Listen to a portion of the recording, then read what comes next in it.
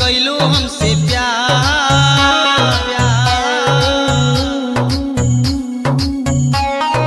दिल में बसा के अपना बना के छोड़ी गैलो हमारा के यार।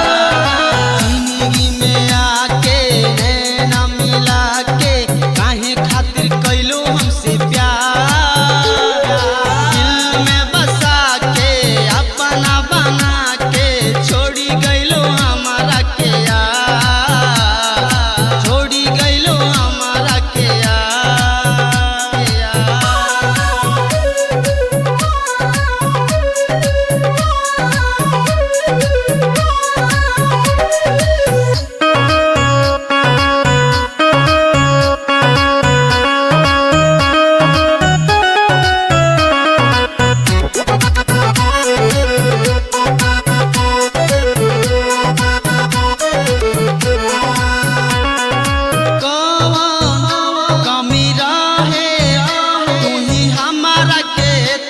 बतावा दिलावा हमर तोड़ी के नहीं हमारा के तना सतावा।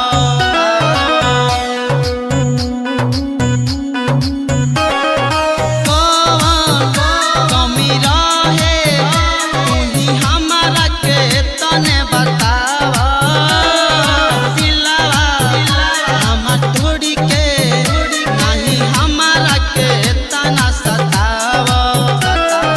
लुटी गईनी प्यार में तोरा इंतजार में भइल बाटे जियल दुश्वार।